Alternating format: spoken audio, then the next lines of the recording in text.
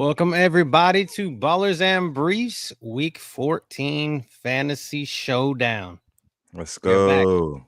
one more week, fellas. You know We it. it's crazy. The fantasy season long is coming to a screeching end. I mean, like we're on the backside. People that are playing season long, what maybe 4 more games? You might have 4. This might be the week that you start playoffs. It's It's getting down to the wire. I will say in our 14-man league, just about every team clinch, baby. has one clinch, and but just about every team in the league has an opportunity to actually make the playoffs. I don't know. I would have to see the statistics to see how many other leagues can say that. I know this is the first time I think I could say that, but literally every single team has a chance if they win the next 3 to basically make the playoffs. So that kind of shows the parity of the league a little bit, but it's a tough league. It's the SEC out there. It took 9 to get in, 9 wins to get in, and I think for anybody that's under the 9-4, it's gonna take 8. I think the next team to 8 is the next one in. And looking at you, Brad, looking at you, no pressure. I just want to take a shout out to my daughter on her birthday. I end up having, I think, the best statistical fantasy performance I think I've ever put up. So shout out to my daughter on her birthday, celebrating age 8. But she gave me a lot of Khaleesi sweet revenge, and I appreciate that extra luck because every player I had, I think, went off. It was unbelievable. But I go ahead and I know where it came from, and I got to give credit. Dude, I'm like sitting there looking at my score, and I'm like, I'm about to win. I'm about to win. I'm like, everybody I got on here is going off. And I was not paying attention to any other score. And then I swipe over and I see 180 something points. I'm like, what the? We haven't even made it to Monday night or Sunday night yet. And it's 180 something points. I was like, well, I'm screwed. There's no way my 160 is even going to get close. I had to throw up the Jordan. I mean, that's all you could do. I don't know. Put your people in the position to make plays. That's what you got to do as a good coach. You got to put your players in the position. We were able to do that last week. Yes, it was good. I'm glad that it worked out. So, but it's been fun. It's been a experience to say the least. 14 guys. I mean, Phil, you played in it with us before in like 10 or 12, man. Just imagine how bad the waiver wire is in one of those. And this is 14. And then you got people that are just grabbing people off the waiver wire just so you can't have them. Literally, their team is dead. There's no chance they're going to the playoffs.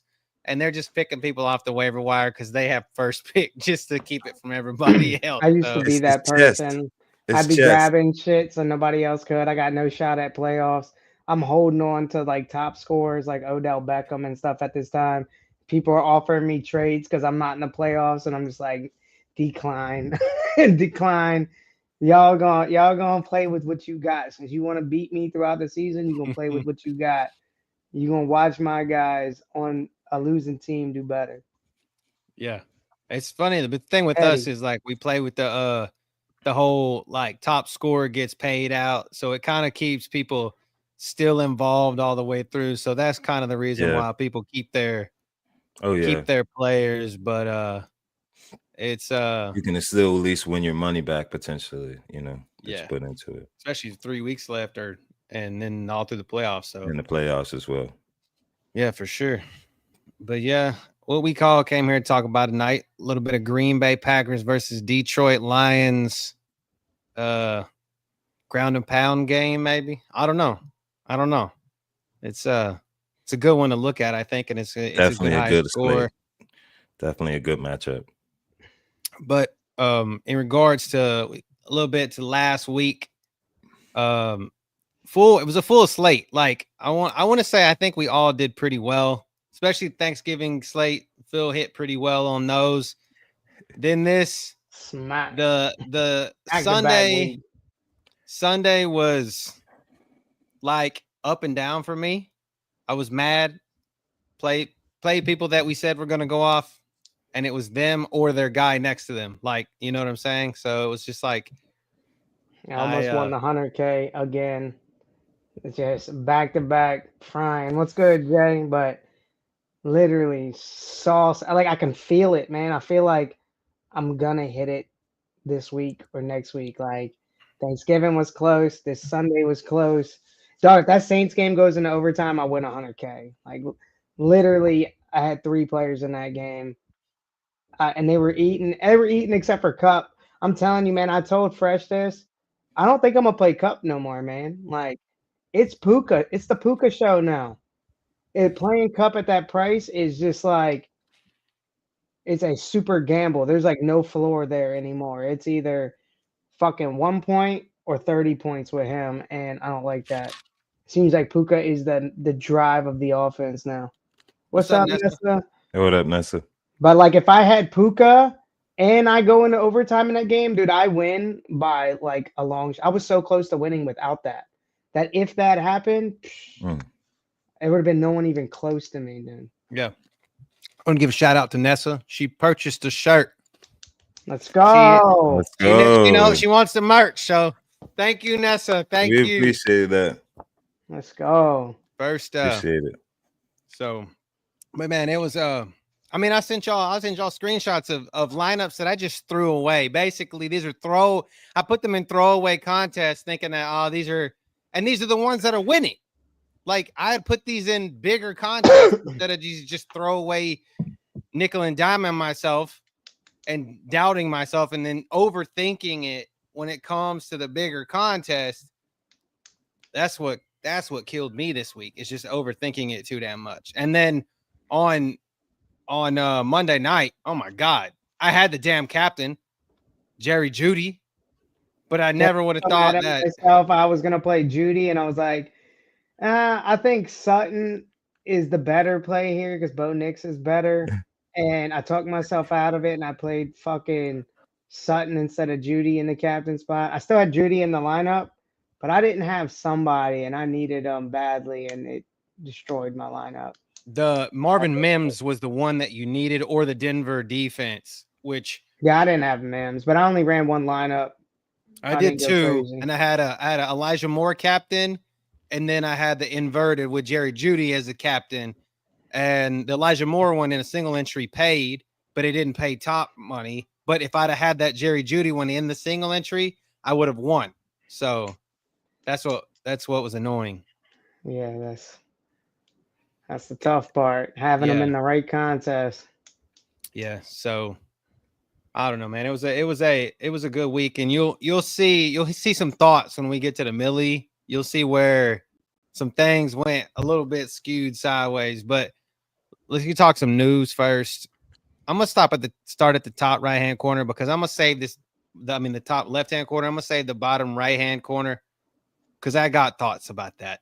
I am very invested in that shit, and I have been drugged through the mud about it. And I'm gonna rant. So I don't think it's a bad hit. I want to hear what the Jaguars fan says. Even the commentators were talking about how bad of a hit it was. He hits this dude with forearms. It was all forearms. You could see it there in that picture. Hits Trevor Lawrence with forearms. You can't hit somebody with forearms? I'll tell you what happened. So I'm gonna bitch about this. Fuck this Trevor guy Lawrence. He's dog shit anyways. He did them a favor. He did them a favor. Put that man back on the bench. He's on IR, but yeah, put him back on the bench. He can sit there in a splint with his little shoulder or whatever's wrong with him and watch and take notes because he needs it, man. He needs to watch somebody else for a little while because he's dog shit. And I hope he watches this podcast and hears a little ass random Phil talking about him is maybe he'll step his game up. Well, since we're already there, it might as well just I'll let it go. But Brad, I know you weren't watching the game. I was watching the game, obviously, and I saw the hit. Okay. I saw the hit. Fast motion. It looked late, a bit late, but in slow-mo, it literally, I think if he wouldn't have been wearing the brace, it also wouldn't have looked as bad. And he did kind of cock his arm a little bit, and caught him. To me, everything, it looked like it was here, and it was a lot of shoulder pad, and then his head went back, and then when his head jerked back and his head smacked the ground, that's when he come up doing the Tua. And that's what I said. I instantly said that. I was like, okay. But then what ensued after the fact, the fight and everything, I'm all for the Jaguars trying to stomp him out. I mean, that's their quarterback, right? Where I got pissed and where I have been getting it from both sides as a Jags fan, as a Texans fan, from Texans fans and from Jaguars fans. They're like, oh, your guy's a dirty bitch and all this kind of, I'm like, he's not dirty. The hit was not dirty to me. And then I got Texans fans saying that I'm not a Texans fan because I didn't like what happened afterward. I don't care. You're getting your ass kicked. Take your L, bro. Take your L. You got emotions were high. You hit a quarterback. Take your L. Get up and leave. Leave the field. Just go. You were done. There was nothing that you could have possibly done that could have made that any better. And fighting and pointing your finger and whatever was said to you, just get your ass off the field. And what people were saying to me is, oh, you can't say that. You're not a Texans fan. You should support your players. And that's bullshit. I'm like, no, I'm a football player. I used to play football. And if you're doing some dumb shit that's detrimental to my team, I don't give a fuck who you are. I really don't care. If you're doing stupid shit and then after the play, you're going to get us flagged even more, possibly get our coach thrown out or other players, or Joe Mixon was in there in the middle of the fight trying to break the fight up. I don't care about you, Al Shire. Joe Mixon is the team right now, bro. Like, do not get my running back, my star running back, knocked out because you're trying to fight. So that was my thing. And people are coming at me from all sides saying, oh, you suck. Yeah. So I don't know. I just want to hear what you as a fan and as an ex-football player and as someone who could have either been hit like that or given a hit like that, what your thoughts were.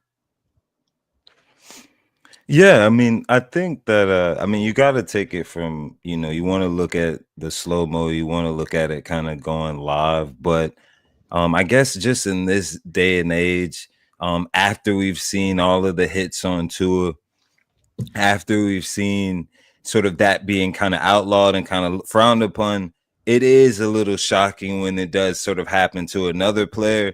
And so when you see this type of event happen, of course, as the homer, you're going to be like, hey, that's my guy. I want to fight for my guy. I've never, been a part of like a sliding quarterback situation where he's sliding at the last situation and I'm kind of throwing my body out in front of him. So I've never kind of been caught in that type of situation where I could potentially level an elbow or a forearm. I will say that since this hit came out, there were multiple clips of Al-Shire in past situations, whether it was, I think, various incidents of other basically questionable hits, which I think is what also led up to the fact that he got a 3-game suspension. I mean, this has to be a serious hit if they get put on IR, which is what he did for a 4-game situation. I don't think that this was just sort of one small hit. Anybody going at that speed with that size, if you're throwing your body into any human being, you are probably going to knock them cold out. And so when you see again your star quarterback, the franchise, you just paid all this money to unfortunately get basically to it on the field. Again, I have no problems with the sort of the fight afterwards. I would have expected, I think every side should have expected a fight to have happened at that point. I mean, if that other side isn't defending their team, I think that, or a quarterback after a hit like that, that would say more about how the team feels about that quarterback. And so I think the fact that those guys did stand up, did throw blows, I think it does go to show you that they do, believe in Trevor Lawrence as their quarterback, and are willing to fight for him to make sure that those type of hits are kind of pulled out of the league, pulled out of the game. But again, I think there has to be seriousness to it from the sense, again, if you have a repeated pattern of doing something, I think back of sort of Vontaze Burfict back in the day, the repeated patterns of hitting players, whether it was Antonio Brown or quarterbacks, eventually led to him losing a whole season of football before. You just want to kind of, unfortunately, we have to legislate that type of the hits outside of the game, because losing quarterbacks isn't something that, you really want to have happen in the NFL. It really destroys the product. I mean, I'm okay. I'm okay with the suspension. Obviously, I was okay. I knew at the point I was like, all right, there's nothing that's going to do, right? I called it before it went out. I said, they're going to suspend him for 3 games, and they're going to suspend him for the most meaningful 3 games that we have for this season, pretty much, right? This trap game going in after the bye, with the Dolphins. Then you have the Ravens, and then you have the Chiefs, and then you have the Ravens on Christmas. Okay. And then the last game of the season is against the Titans. So I knew that was what was going to happen. But at the same time, I'm like, all right. I also echo the sentiment of what Nick Caserio said in his press conference. It's bullshit because the NFL is so inconsistent with their suspensions, right? Every one of those hits that everybody's talked about with Al-Shaair, with whether it was them grabbing the throat for Tom Brady or illegal hits or punching Roshan Johnson earlier this season, that kind of shit. Like, what? He was not suspended. He was just fined like $10,000, right? If Vontaze Burfict was, before he got his season-long suspension, dude was suspended multiple times. This dude's only been fined. So that's what I'm saying. Like 3 games, and in the most meaningful 3 games, okay, I get it. Y'all are trying to send a message. And the fact of the matter is, like, D'Amico Ryan's backed him and all that kind of stuff too. So to be honest, it's fucked up, and it shouldn't be like that, because NFL quarterbacks are using that to their advantage. They're pushing for first downs instead of getting down, and players are scared to hit them before they get to that first down because they don't know if they're going to get down. And then when the quarterback does get down, it's putting the defender in a, like, you got to figure out what you're going to do in the blink of an eye, and it makes it impossible. Is Trevor Lawrence getting down, or is he going to try for the first down? That fucking Patrick Mahomes and Josh Allen shit. Pat Mahomes does that shit all the time. He looks like he's going to get down, and then he keeps going, and people don't smash him because they don't want to get in trouble. Oh, if they did it, if this would have been Patrick Mahomes. This is a motherfucking contact sport. That is a bullshit flag. It's a bullshit suspension. You either get down 5 yards before that motherfucker gets to you, or you get hit. And that should be the way it is. There should be no fines. There should be no penalties. There should be no suspensions. Either get your bitch ass down if you don't want to get hit, or don't slide and lower your fucking shoulder into Shaair and keep it moving. But the problem is, the NFL is now becoming a non-contact sport. We got special helmets. Might as well put these motherfuckers in a red jersey and play 2-hand touch like you do at practice, because they're acting like little bitches. The shit on Tua is completely different than this. He hit this motherfucker with a forearm, and he's crying wolf. And I disagree, though, with you thinking about they shouldn't be fighting. I'm brawling. I'm looking for a reason to fight at these games, and I know these players are. So it's squabble up time when you hurt my player, regardless. I'm not talking about the Jags. I'm talking about him. Take your L. Just take your L and go. Should have been wrecking. I would have been out there wrecking. It's go time. But the hit, in my mind, is legal. Get down sooner. The problem is you don't want to get down sooner. You want to get a couple extra yards before you get down, and now you get hit, and now you're like, oh, he shouldn't have hit me. Well, you shouldn't have tried for those extra couple yards. You should have got the fuck down when he was coming at you from 15 yards out. You know he's coming. Get down. Why are you going to get down right when there's contact? Oh, my bad. You're putting the defensive player in a predicament to throw his game. Now he can't hit you because he doesn't know what you're going to do. So he doesn't hit you, and now you get the first down, and then he gets bitched at by his coach or his players for not delivering the hit. I'm just saying, how else is he supposed to act on this? If this was Patrick Mahomes, Al-Shaair would be done for the rest of the season. And if it was Brady or Allen, it would have been done for the season. It would have been Allen. It would have been done for the rest of the season. Actually, I don't even know if Josh Allen's head would have hit that hard. I think Josh Allen would have hit him too. Yeah, Josh Allen would have lowered his shoulder and went for the yardage. This dude, Trevor Lawrence, is like 6'6", bro, and he's bitch made. Like, lower your shoulder and run this little ass dude over. I'm just saying, like, I'm as These a guys in the Texans NFL, fan, this is bitch made frustrating for nowadays. me for someone to tell me that I'm not a Texans fan because I didn't like the after the field shit. 5 Like, years ago, that hit was fucking clean. There would have been no flag. But anyways, that's But we're pushing towards flag football.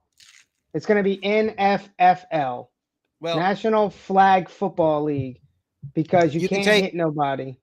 You can take damn it, I can't point this guy first. You can take this guy with you, put his ass on the flag football field because he told the Ravens that he didn't want to play. Take his ass, take him. I don't want the fucking guy out here, bro. Like, can talk about like this. They're suspending. That's DJ. That's Deontay Johnson. He told the Ravens. He said they're suspending him because he doesn't want to play. Because he told them. Why did he go there if he doesn't want to play? Last week he said over the weekend he's like, I don't want to go out on the field. I'm just like tough situation. I mean, I ain't got that off. I'm not playing him in fantasy, so it didn't affect me. But I'd be pissed if I start this dude and he's like, "Yeah, I don't feel like playing today. I'm just gonna collect this check." Just and 1 game suspension for conduct detrimental to the team. So basically, that's what he wants, though. So like, how are you punishing that man? You should have fined him. Like, he don't want to play, so let's suspend him so he doesn't have to play. Like. That's the same shit with schools, right? You fight at school, they suspend you, and you're like, I didn't want to be here anyways. Like, you're giving me what I want. Yeah, they're suspending him. So I'm like, dude, just take that shit. Like, get out of here, dude. Like, you don't want to play. I don't need you. Lamar doesn't need you. He was fine without you. You know, so like many guys that would have killed to be in the NFL. Okay, so then this one that's below him, the one that's below him, Josh Reynolds, just got waived by the Ravens. Call Josh Reynolds. Josh Reynolds will do everything for you. He just come off the IR. And I did not know that Josh Reynolds was shot. He was another NFL player that was shot in the fucking head. He was shot in the head. Oh, shit. Jesus.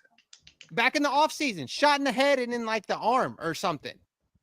And he was like, he just come off the IR and the Broncos athletes gotta stay out the motherfucking hood, bro. Couldn't sign him, didn't want to sign him to the active roster, so they just let him go because Marvin Mims and then all of the rookies that they've got have kind of like taken the spot.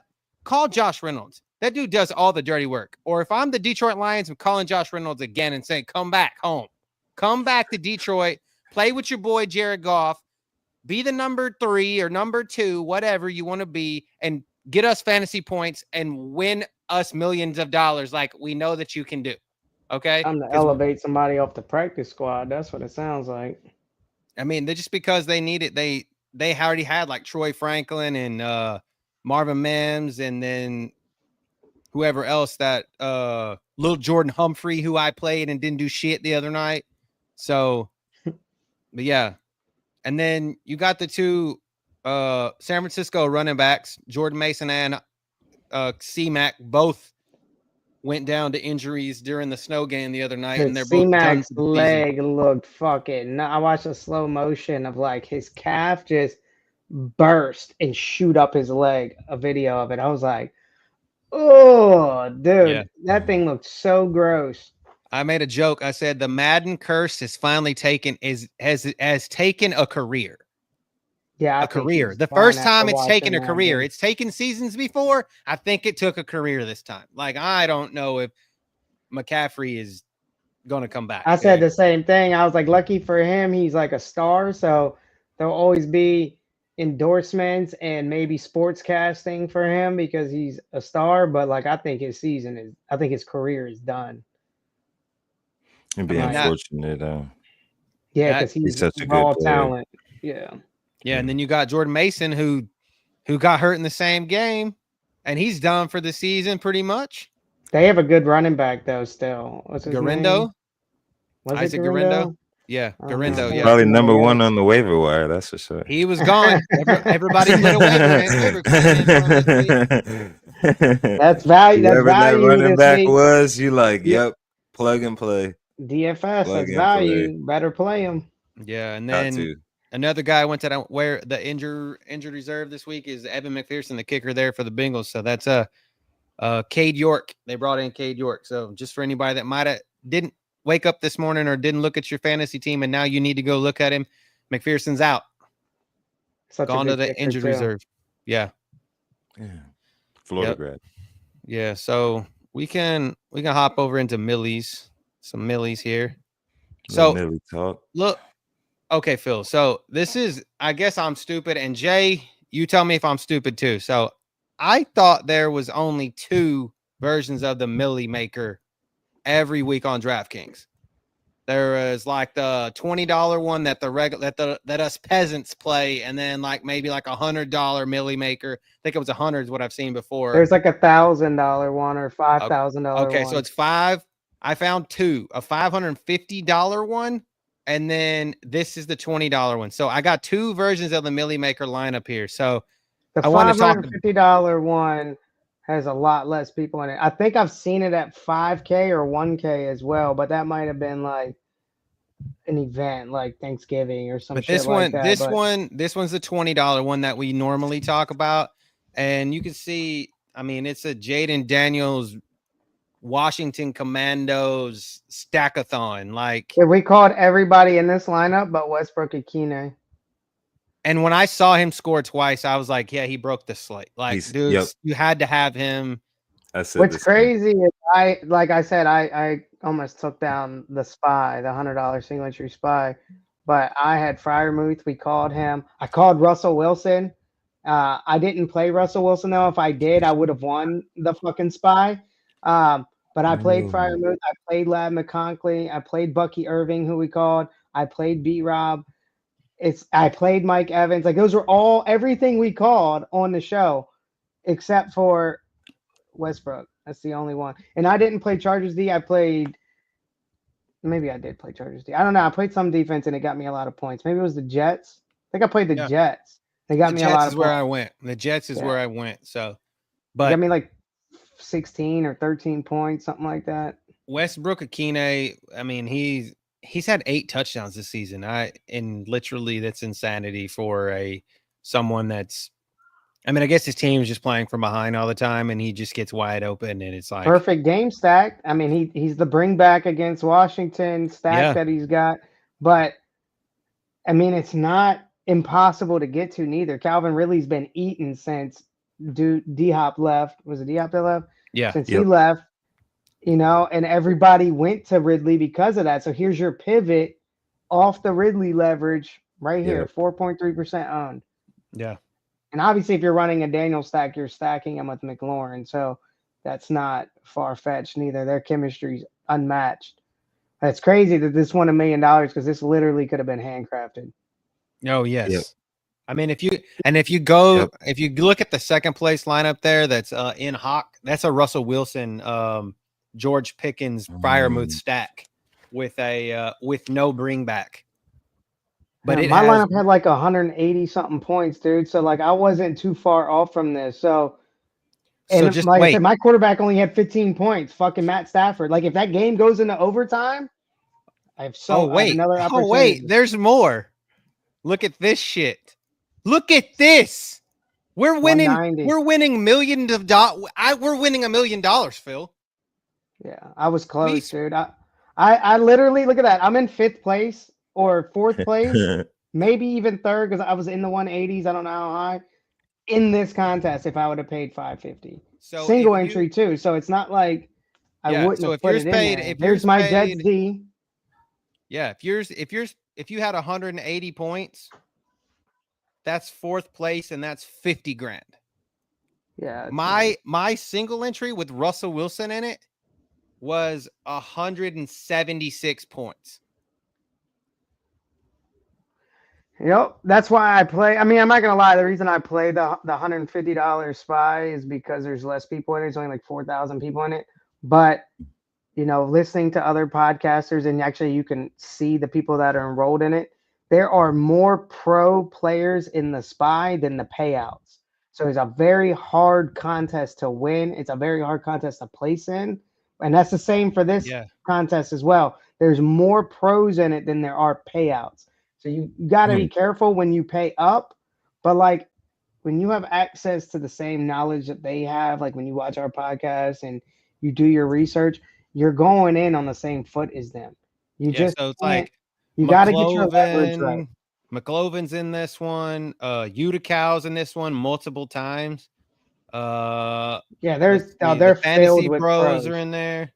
And they max enter too, and that's why there's more Chipotle of them than there is payouts. So you can't. They're so hard to win, man. They're so hard to place in. So when I get up there in the top 15 or the top 4, like I was at Thanksgiving, it's like it's an accomplishment, man. Like I'm literally competing against the pros and doing better. But this is another one we talked about, dude. I literally said in the podcast, if the new Carolina shows up, I like the Bryce Young side of it. We this. did say like, Bryce Young. We went to him. I said the new Carolina. It depends on who you get. Are you getting the Carolina at the beginning of the season? And I did say pair him with Adam Thielen. I damn sure said pair him with Adam Thielen. I had mentioned Leggett and somebody else, and Cody said Thielen, and there he is, boy. So, and there's Evans that we talked about. There's your bring back. We talked about Marvin Harrison Jr. Puka. I mentioned Puka and Cooper Kupp. I even said it's going to be hard to figure out which one, but one of them's going to feast against the Saints because we don't have Lattimore. And there's Bucky Irving, who you had to have. Yep, Bucky. I mean, I wouldn't have played Kamara. I'll probably never play Kamara in fantasy just because of the Taysom Hill, Well, spot. not now. And he's injured now, but yeah. IR. So you could have played your guy you called Bijan. You could have played Bijan for 7,300 and outscored this lineup by 10 points. There you go.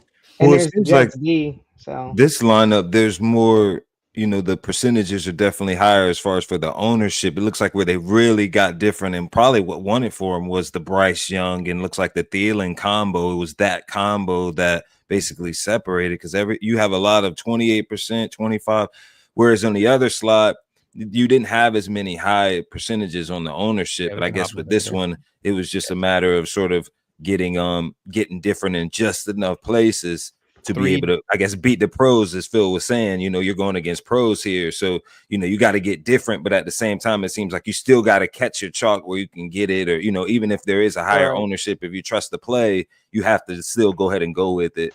Yeah, that's a good point to note too, because like you said, this lineup here has very low ownership, but this contest has a fuck ton of people in it. That's the $20 Millie Maker versus this one has a whole lot less people in it.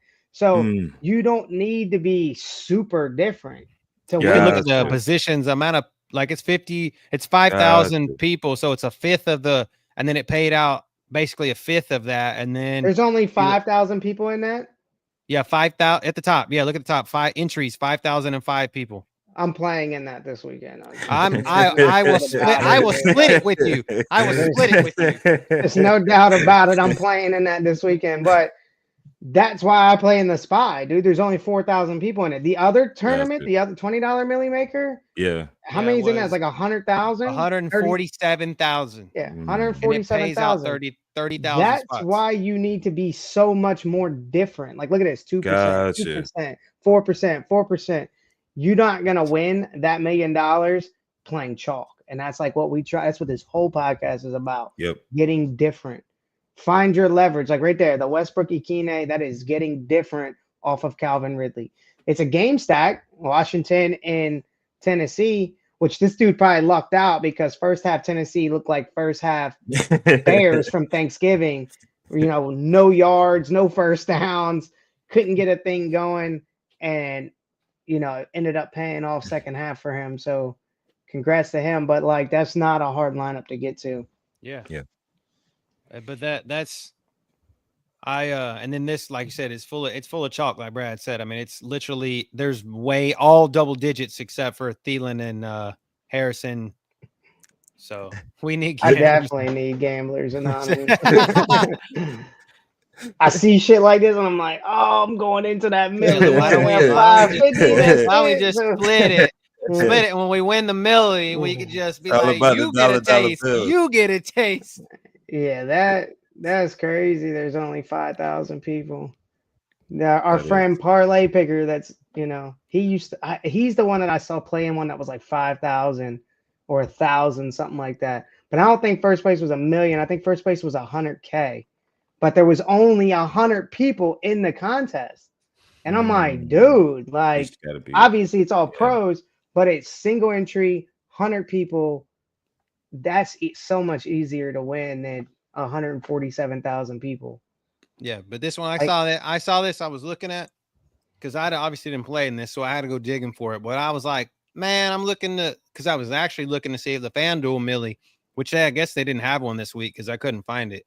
But I do know that the Bryce Young was the nuts in any other lineup in FanDuel. So like when you watch somebody like Westbrook Akine score and you're in a contest with 100 people, no one has him.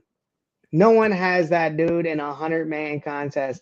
But when you're in the Millie Maker with 147,000 people, you don't even want to look. If you don't got him, you're just like, I'm not even looking, dude. It's over. I don't got this dude. Fuck already. Yeah, I mean, it's like, you're looking at it like in my Millie Maker. I did a CJ Stroud stack, and that didn't do shit for me. Like nothing, absolutely nothing. Nico Collins had 23 points and do shit. Ladd McConkey, I had Ladd McConkey, and then that heavy against the Jaguars defense. He died off. I mean, but if you guys didn't knock out Lawrence, they would have played the same way. You would have got the performance. Maybe he gets knocked out. I remember Evan Ingram said actually after he got hit, people started actually playing again. And so that's why the game started to get close because he was like, guys were fired up after that. They weren't fired up before. Yeah, so. Joe Mixon was throwing my fucking lineup for the forever, dude. And then he started getting points. I was like, thank God, man. But if you look at this, this is that $555 one. If you look at Stallion here in fourth place, that's a CJ Stroud stack lineup. I'm looking at it right now. It's a CJ Stroud, Bucky Irving, Chase Brown, Adam Thielen, Nico Collins, Brian Thomas Jr., Dalton Schultz, Mike Evans, and the Vikings defense. This is getting different right there. I like that one. Yeah. You could have played the Jets defense and you win $1 million with the CJ Stroud lineup. Yep. I played the Jets D. I just had a feeling that they would do good against Seattle, which is crazy. They did. And still lost that game, bro. There must have been like 2 or 3 straight turnovers that they got from Seattle, and they got 0 points from it. I was like, there's no way you're not capitalizing on these turnovers. The Jets are bad. They're terrible. Yeah. The Jets are terrible. Now motherfucking dudes wishing, Devontae Adams wishing he went to the Saints. That's where he should have went. Yeah. Terrible. Chemistry with Carr. Trying to start some shit with Rodgers. Dude's old as shit. He should have been retired. Yeah, I think he's going to retire after this year. I was watching him on Pat McAfee yesterday, and he's like, you guys, after this is over, y'all never going to see me again. Don't show your face anymore, dude, because you're not doing it. When this is over, y'all are never going to see me again. I'm going to be off in the middle of nowhere. So, yeah, living life. But yeah, we can hop over to the game, the main event. The main event. Yeah, it's time as old boy from UFC would say. Going under on this game. Really? Under the 40? Under 51. 51 points? Is it 51? 51 and a half. Going under.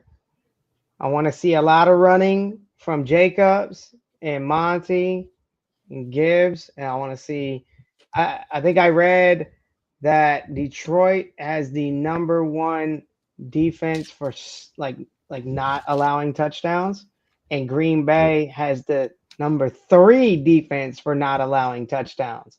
So if they can fucking do what their defenses have been doing, then that leads to a field goal game and a lot of running, a lot of clock, and I like the under in situations like that. So I hate to burst your bubble. No Jair Alexander. No Corey Ballantyne, so that's both of their corners. No Edgerrin. Still going under. No Edgerrin Cooper, the linebacker. No Romeo Dobbs. I'm blaming if it goes under. I'm blaming it on the Packers. They didn't have Jair last week, did they? No, he's been out for a couple weeks now. Yeah. Taylor Dude's Decker been doing pretty good though. Whoever's out there. No Taylor Decker for the Lions at the left tackle. No DJ Reader, their defensive tackle. No Joshua Pascal, one of their defensive ends is filling in for Hutch.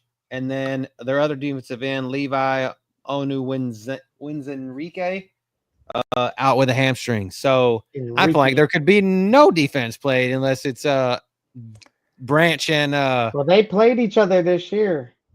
Yeah. Even though they allowed a lot of yards, there was not a lot of touchdowns. It was a 24-14 score game, which is when Phil was saying that it might go under 51. I mean, I definitely agree. I mean, the defenses have only seemed to appear to have gotten stronger, but knowing that Jair Alexander is out, and I believe Corey Ballantyne is out, that trio on the other side with Jameson Williams and Brown, Laporta, and the two running backs who've gotten double-digit fantasies and points in every single game they played in this year. That's a lot of firepower to be going up against without a number one cornerback to at least potentially take Amon-Ra St. Brown away, which makes me think it may score a little bit higher for the Lions. But as Phil said, the Lions defense is number 8 in the league against run, but they are a little bit giving up a little bit more yards in the pass game, and they rank sort of bottom of the league. But an interesting notice, they're actually number 1 in the league in third down conversion rate. So they're getting you off the field.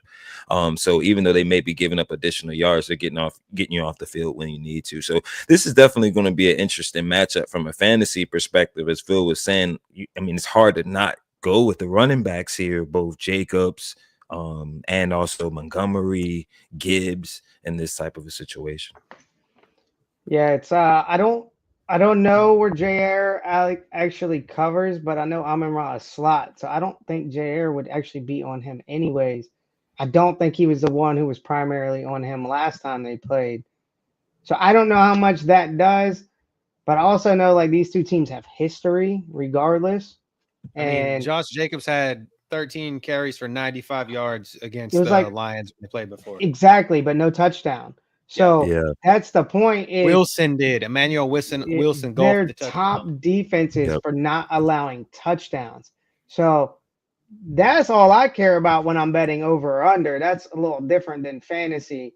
But it still plays a role in fantasy, right? Because if they're not scoring, then you're not getting those points, especially for FanDuel players. You might want to consider being super contrarian and maybe playing a kicker in the captain spot, which is crazy.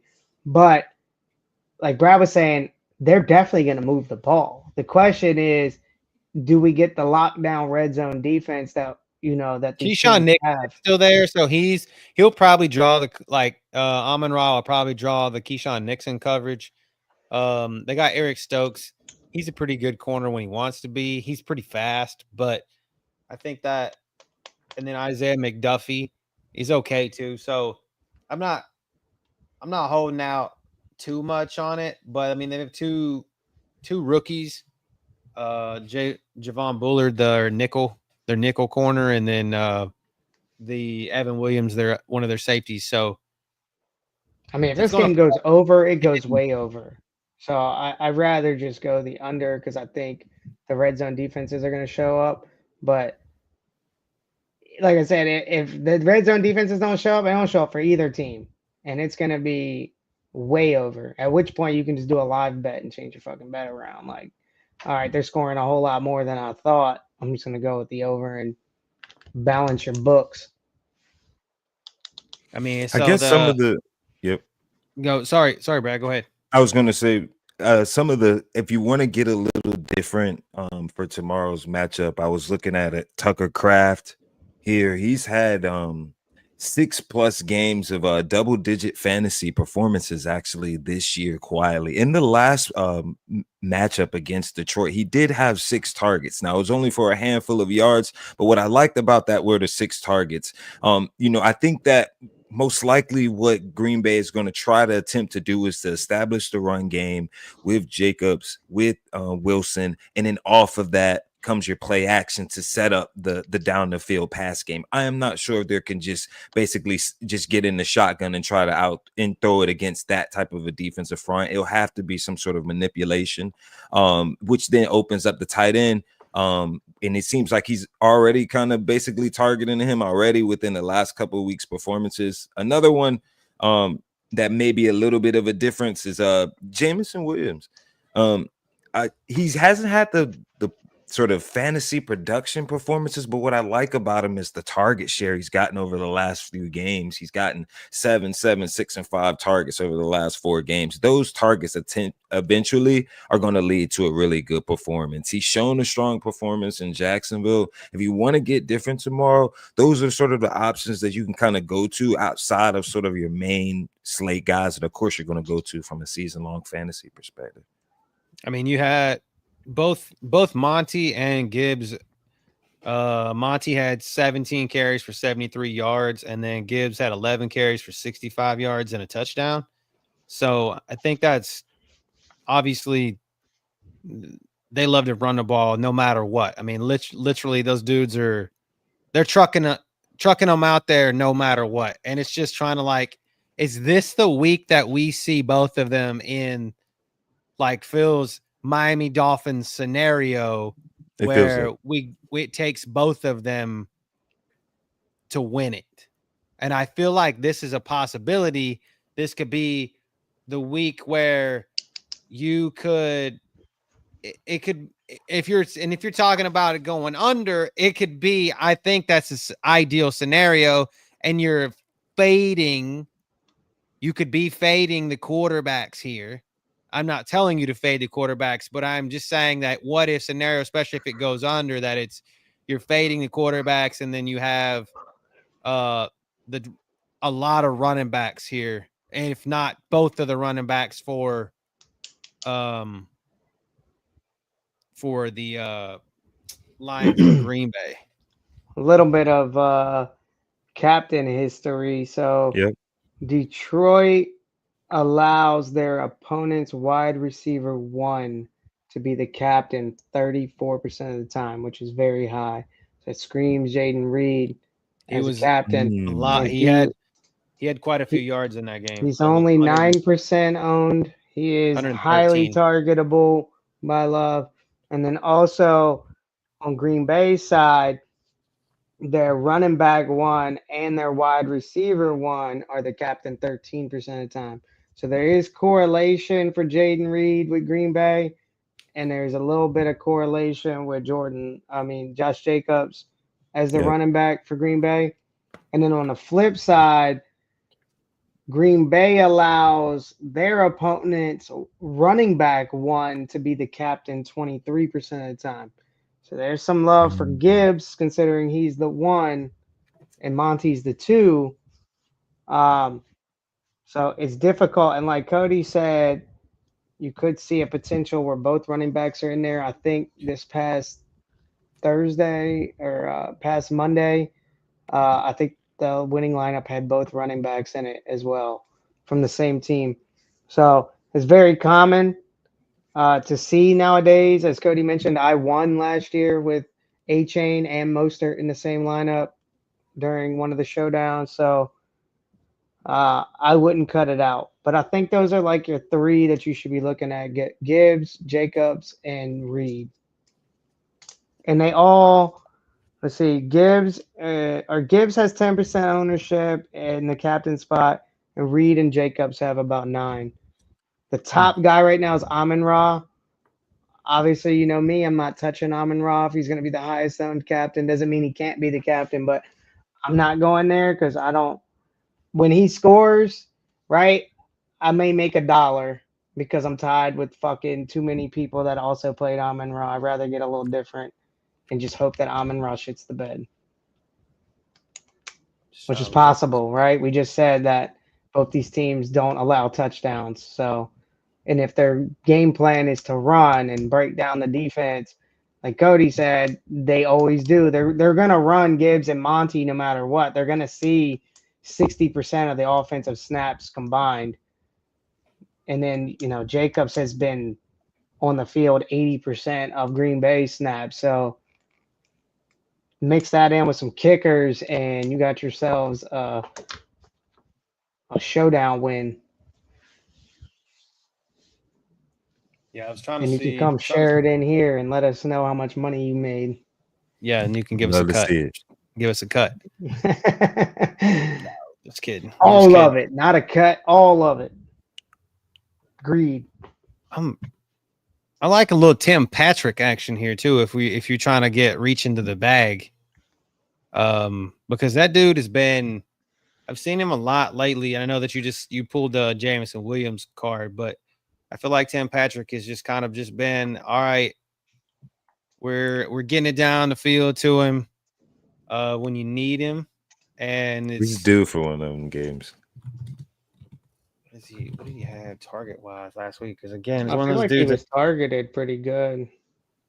I mean, only 3 targets, but God, I feel like that every time I see during the last 3 Detroit games, he's only been targeted 10 or 11 times through the last 3, but he's had 23 receptions for 26 yards, 4 receptions for 55 yards, and 2 receptions for 48. So I guess in my head, I just see him when I'm watching the game. I see him catching the ball more than what. Agreed. And what is yeah, I mean, what this happening. says is that Tim Patrick hasn't scored more than 8 fantasy points in any game this season.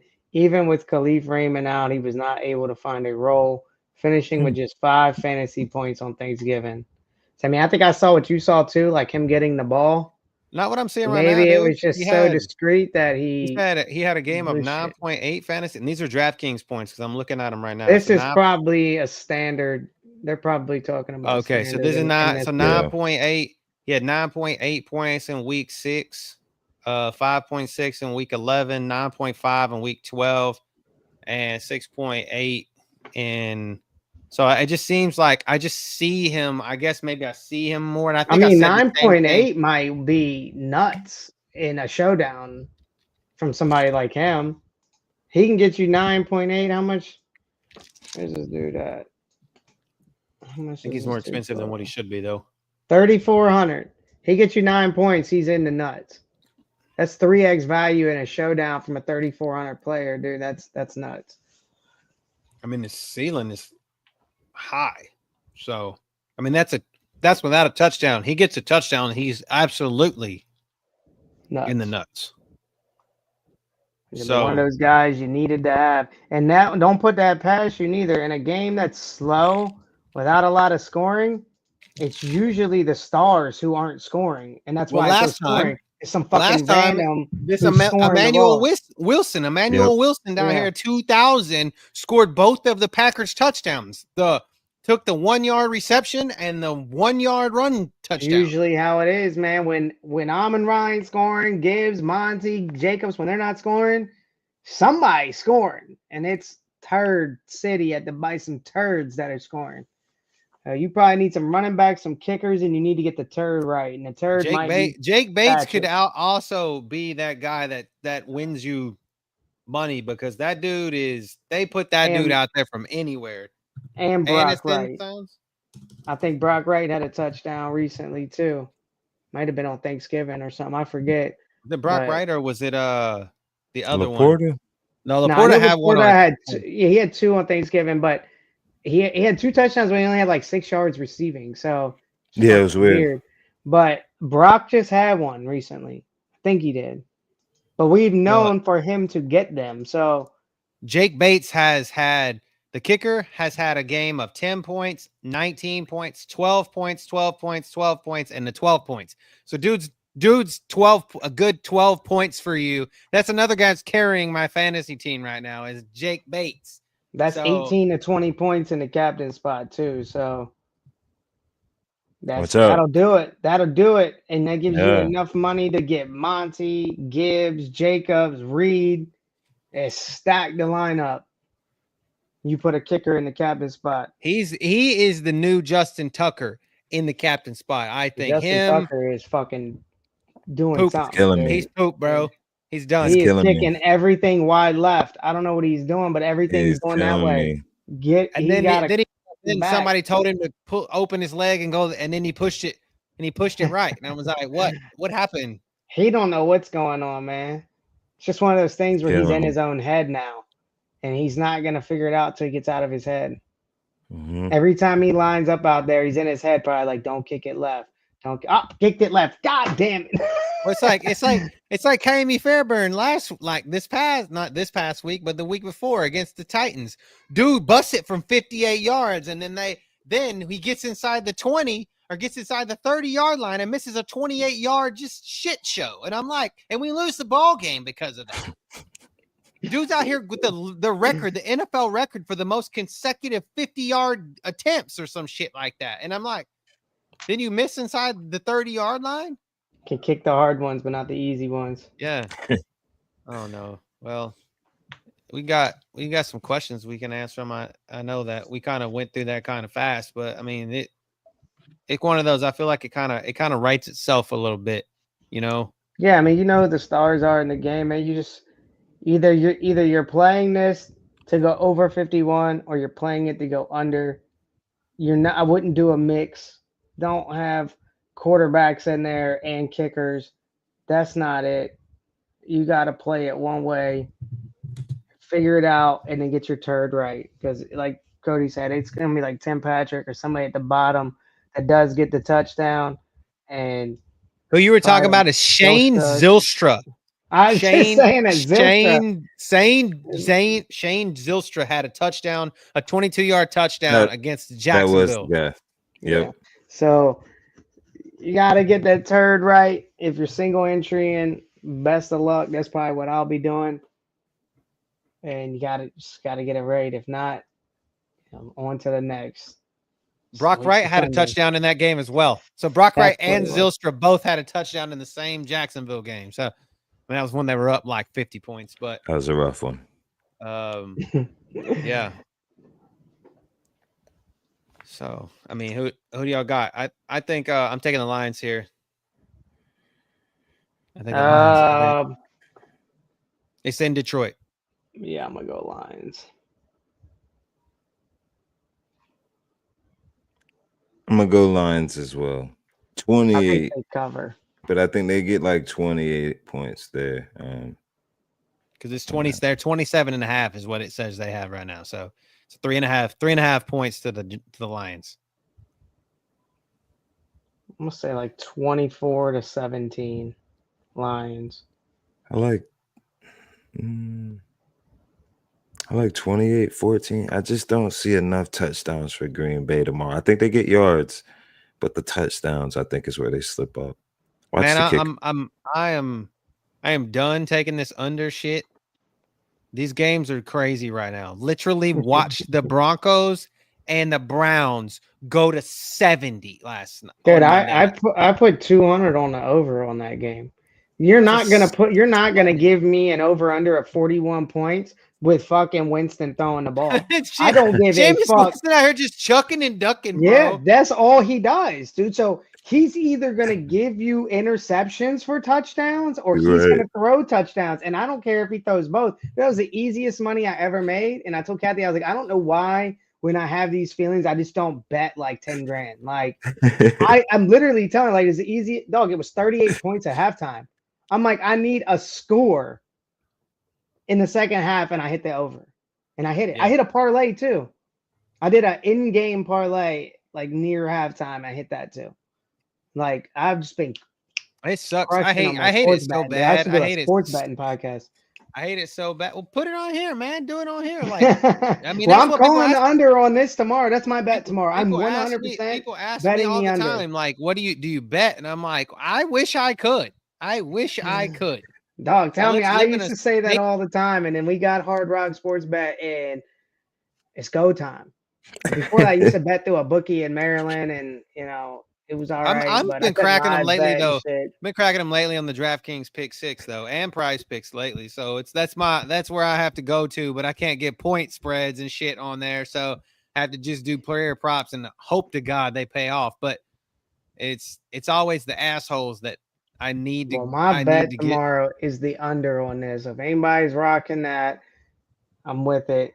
I'll probably make some player props in, like some alternative lines, like over 50 yards for Josh Jacobs rushing, over 40 yards for Monty rushing, probably some over field goals made. So I'm gonna give it. I give y'all. Ness I is still definitely there. going to it.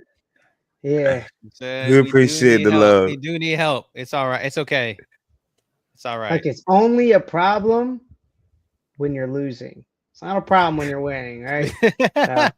Like it's not a problem if you're smoking crack. It's a problem if you're selling everything you own to buy it. It's different. Well, I guess we saw Wolf of Wall Street, right? My man was popping Quaalude after Quaalude, but he was still good. Making money. He's getting it. It's only a problem if you let it be a problem. Yeah. So we appreciate everybody being here. If nobody has questions, it looks like we will be able to see you guys on Saturday, and look forward to. Hope y'all get the win tomorrow and start your fantasy week off, your playoff push right, and we will see y'all on Saturday. Get you some XRP. Financial advice. Not financial advice, but get you some XRP. Oh yeah, you talking? Okay, I get it now. At first, crypto. I was like, yeah, that crypto. A lot of people are in it right now. Dude, I've been in it since 60 cents. It's just been sitting in my account doing nothing for like 3 years, and now it's. Whoa! Playoffs and all four. Love that. Yeah. Let's go, Nessa. Now that's what you want to see right there. She getting that money. Copy and paste that. Yeah. Love that. Yes. She getting that that's money. What we want to see. Yeah, she's making people rage quit. So she's see. good. She's good. She's good. But anyways, y'all, we will catch y'all on Saturday. We'll see y'all later. Thanks for hopping in, Nessa. See y'all later. See you later, Jay.